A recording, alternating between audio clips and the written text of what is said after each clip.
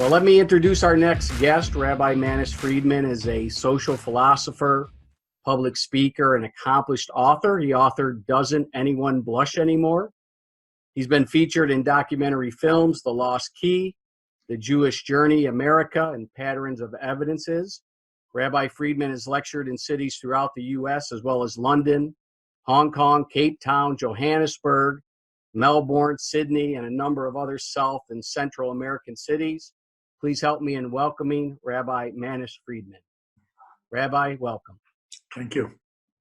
Thank you for being part of the Millionaires Club, which, a little background on the Millionaires Club, it's really not contingent on your bank account or what your net worth is. It's really just someone that wants that millionaire mindset. And what we do is try to give entrepreneurs the tools to grow mentally, spiritually, emotionally. And we know that if you really tie that together, the rest will follow suit. So for us, it's about having the right mindset. It has nothing to do with finances.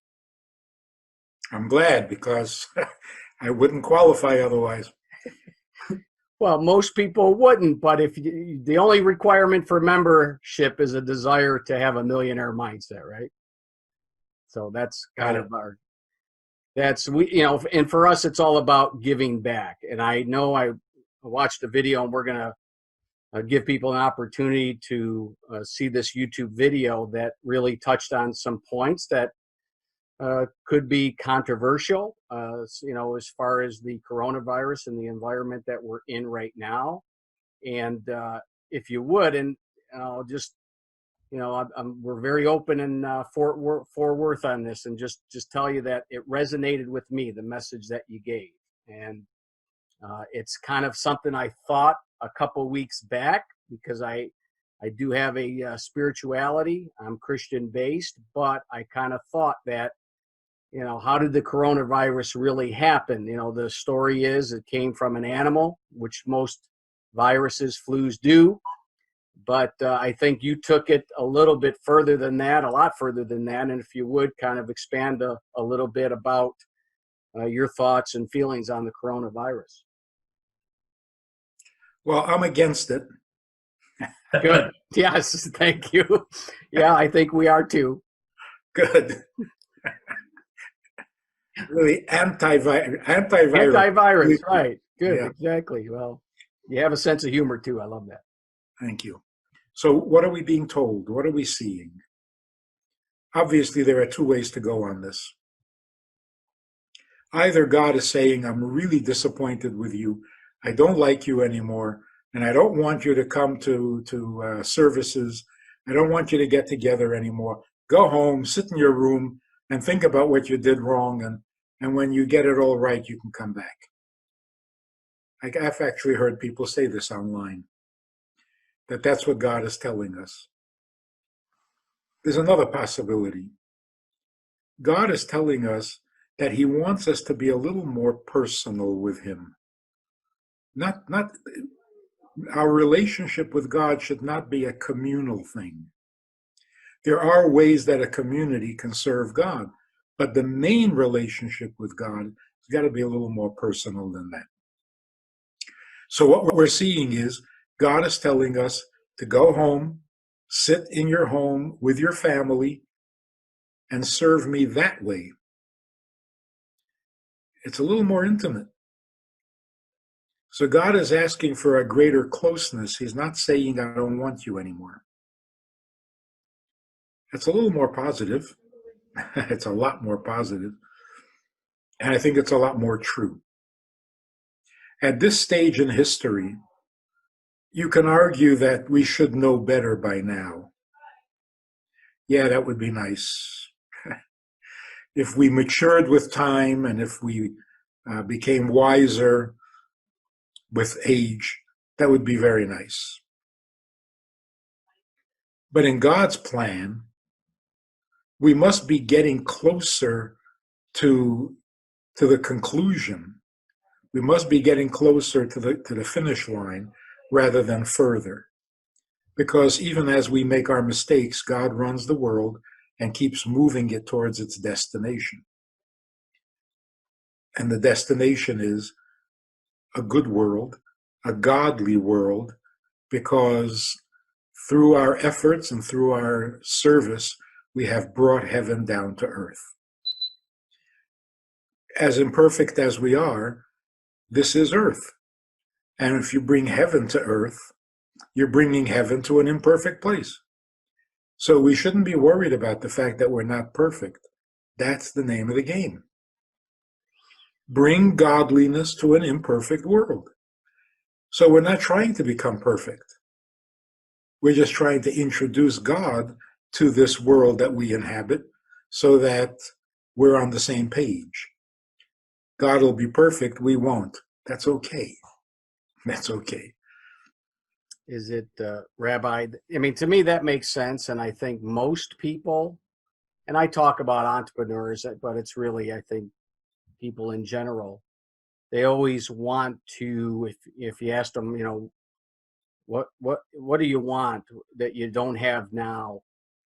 And most of the answers that you'll get, yeah, you get the surface answers, money, car, house, all that stuff. But I think when it comes down to the root of it, people are looking for a better relationship with God, source, higher power, whatever that is, to have that relationship that, and it resonated with me, that strengthening of a relationship. This is an opportunity to reset and get back to the basics, which I think a lot of people, yearn for.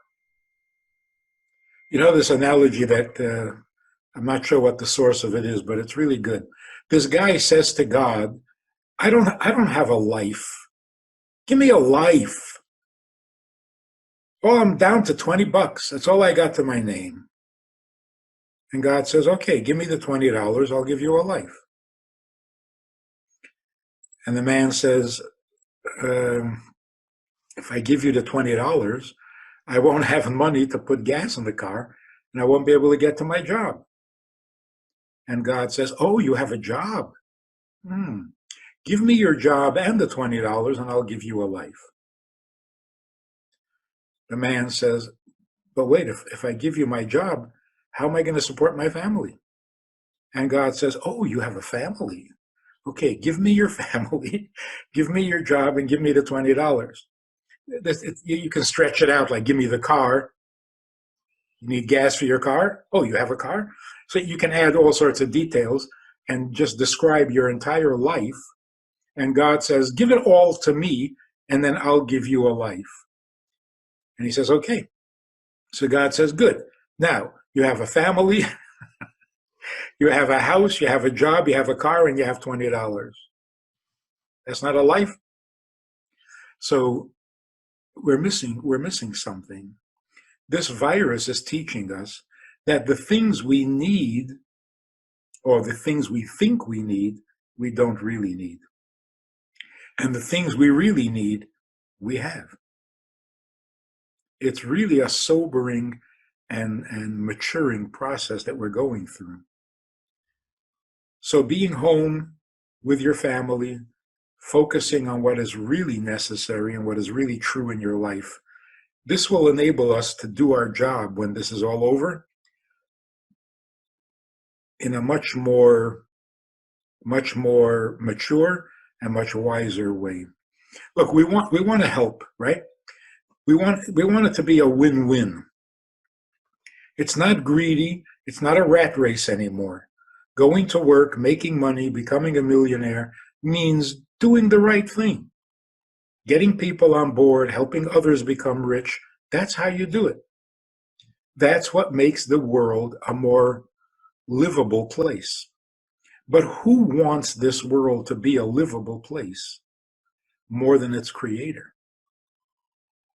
So actually what we're doing is giving God the kind of world he wants. And we're doing it by going about our business honestly, considerately, helping others along the way. It's not just for society. A better world is a great thing. But who needs a better world? If you come to me and say, you want to make the world better? Not really. I like to make my neighborhood better because I live there, make my house better because I live there. But the whole world, yeah, I don't know. Not my problem. And it's not, but it is the creator's problem. So as we're making our little corner of the world better, we're becoming partners with God. And we've got to keep that in mind, because when something discouraging happens, we need a little more motivation than just, I'm a nice guy. Knowing that you're a partner with God, well, that makes it really serious.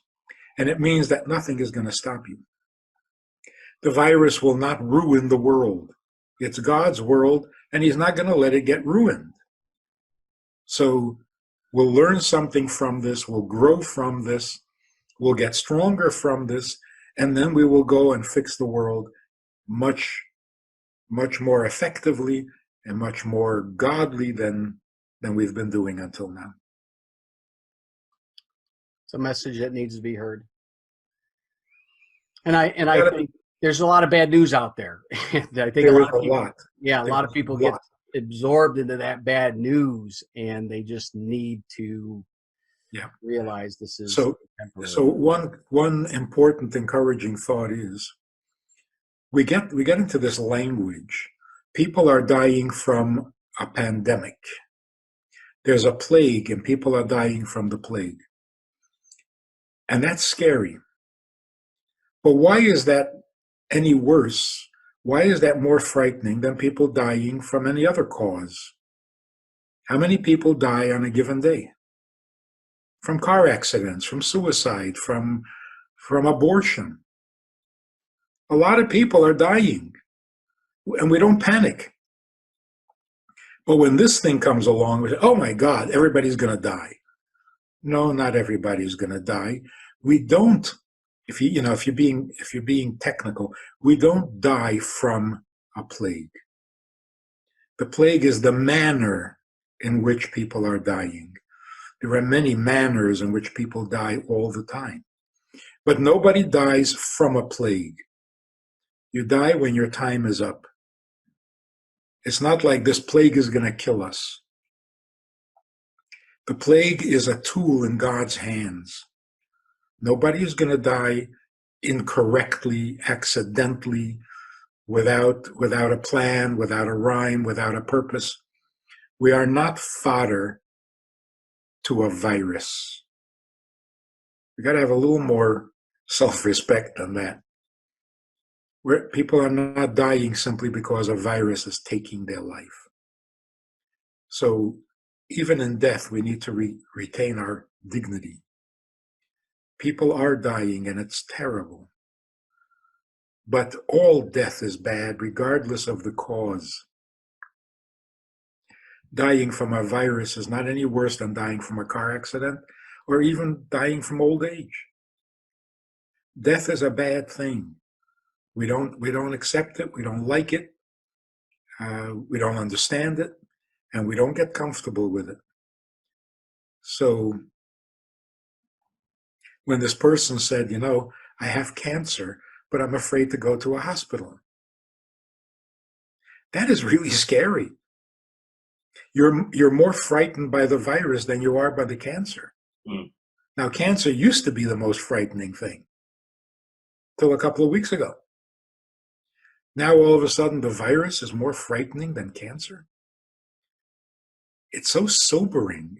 It gives us such a healthier attitude.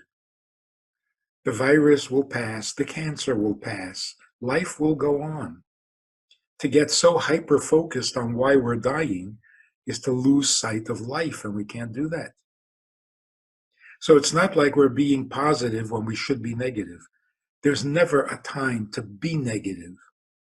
Negative things happen. We don't go there. We don't give into it. We don't empower it. We don't surrender to it. The more lives that are being lost, the more enthusiastic we are about life, not about disease.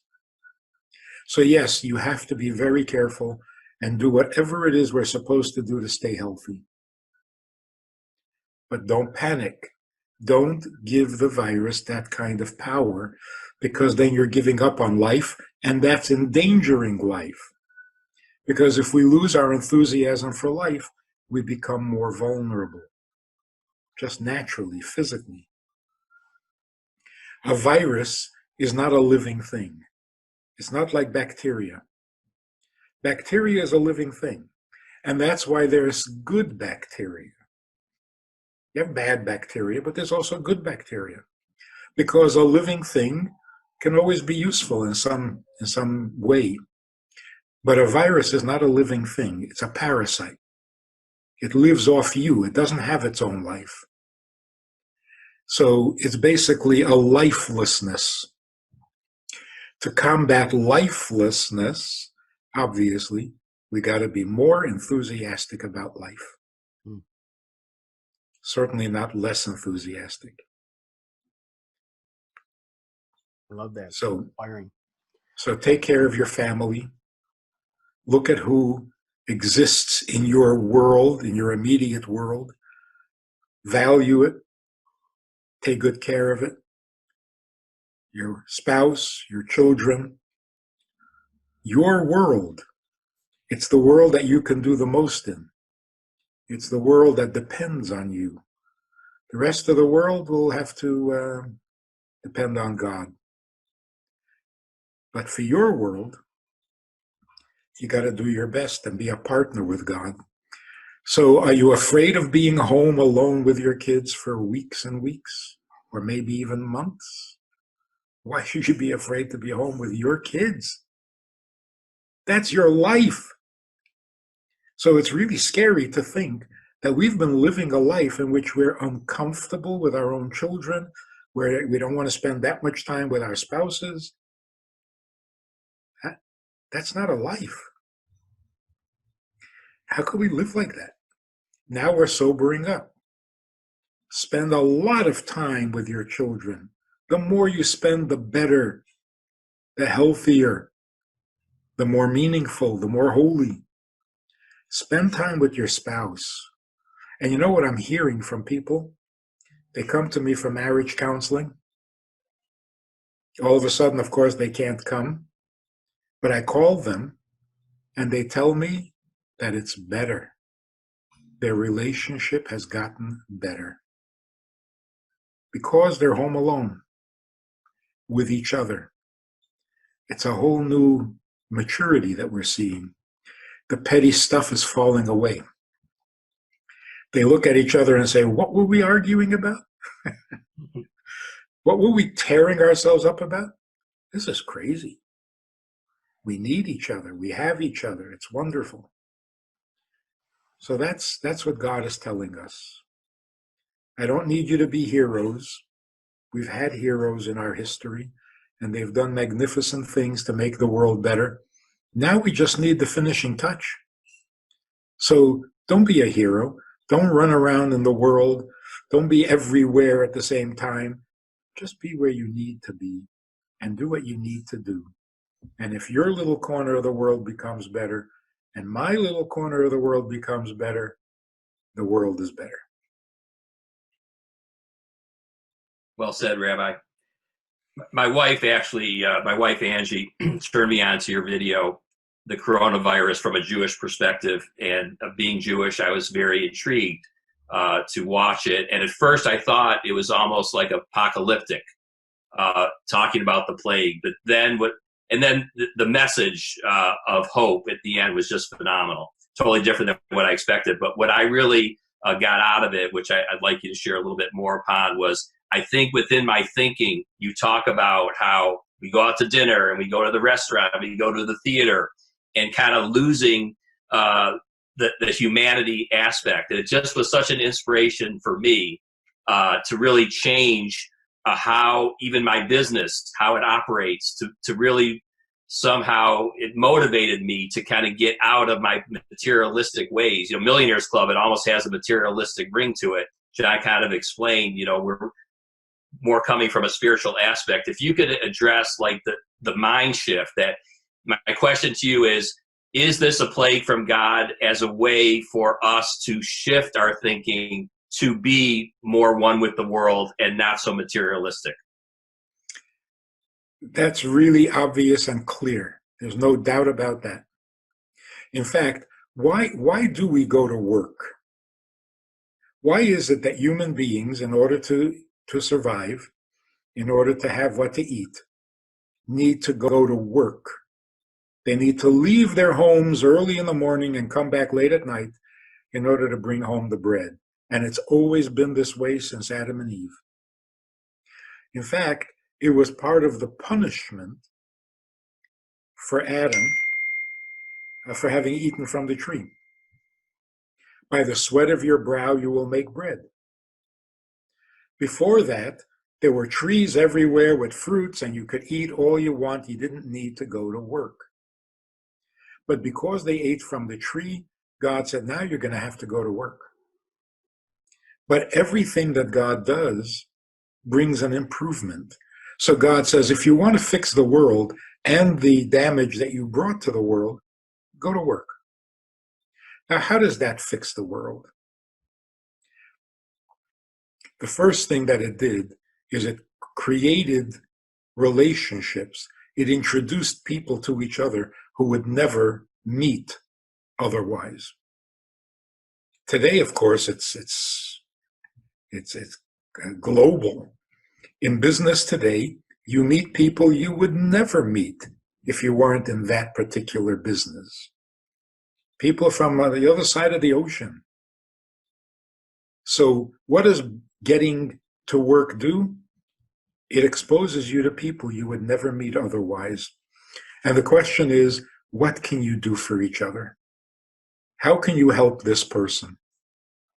So it's not just for the money, and it's not just for the business. It's for the human contact, to make the world a small world, which it has become. That's what work, the sweat of your brow, that's what it's all for. It was never to become richer. It was to become bigger by meeting people of all backgrounds and of all countries and of all beliefs and do something for each other. So no, it is not materialistic. It was never meant to be materialistic. But what developed is that all these distractions, this busy stuff, not just business, but entertainment and sports and shopping and all sorts of out-of-the-home activity suddenly became the definition of life. That's life. You go to a theater, you go to a movie, you go out to eat afterwards, you go on a date. This is life. This is busy stuff. This is not life. Where is life for real? It's when you come home to your home. That's heaven. And this is what home should feel like. When you come home, you are finally where you belong. Where business takes you, where sports take you, where entertainment takes you, is that where you belong? In the theater, in the nightclub? Is that where you belong? No, of course not. But when you come home, you are where you belong, where you're meant to be. And what do you do there?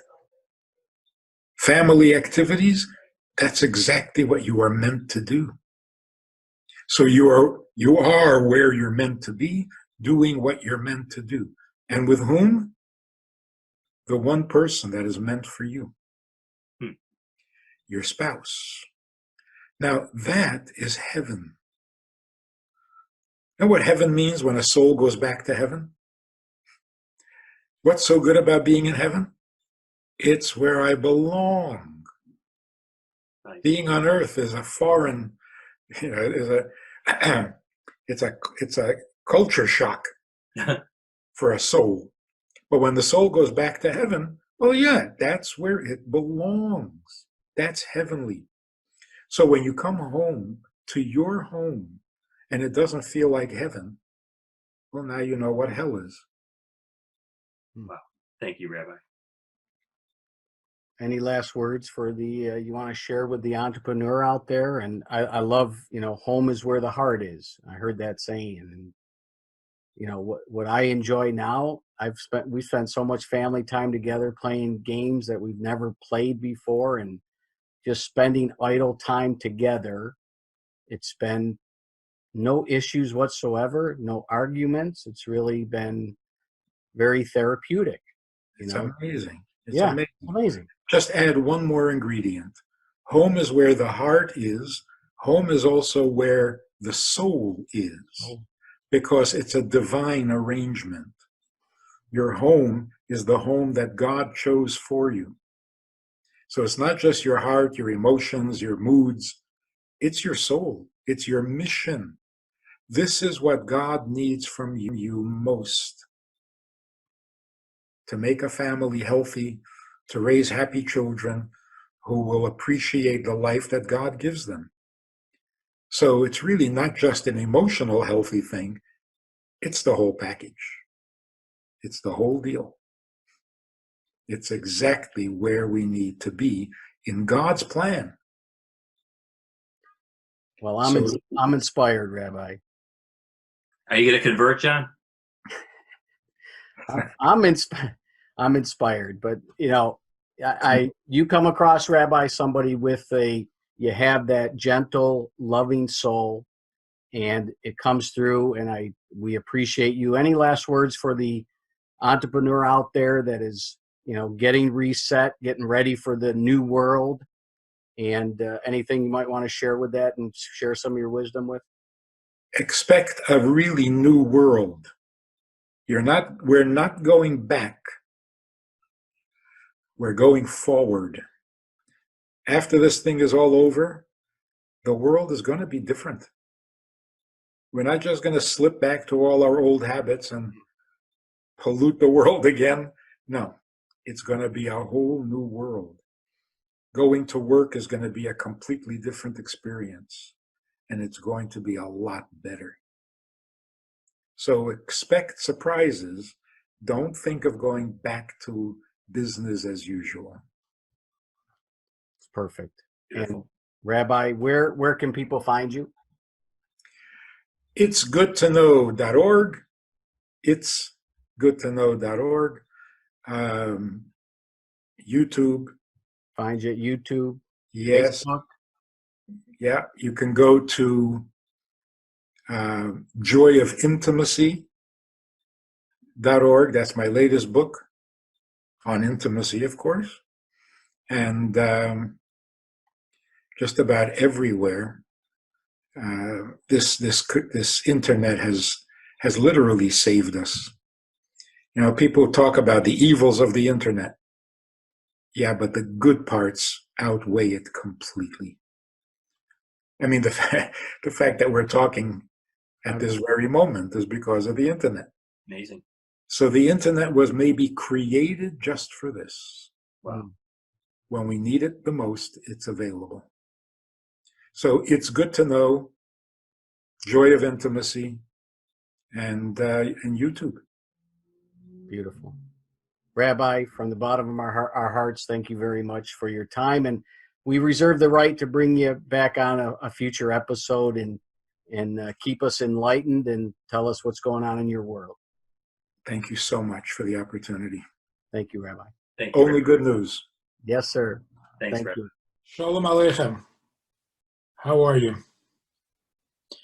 I do a lot of talking, a lot of Zooming, many classes, many subjects, but that's all formal stuff. Hopefully good stuff, but formal. We also have a Wednesday night meeting that's more informal and kind of Hamish. If you want to join us for that kind of an event, interactive, time for questions and so on. If you want to join us for this side of conversation, click on the link below and join us every Wednesday night at 9 o'clock. Well, maybe not every Wednesday night, but we try to make it every Wednesday night at 9 o'clock, a more informal chat, which can be more enjoyable at times than the formal stuff. So check it out. Click on the link and join us. Try it. You'll like it.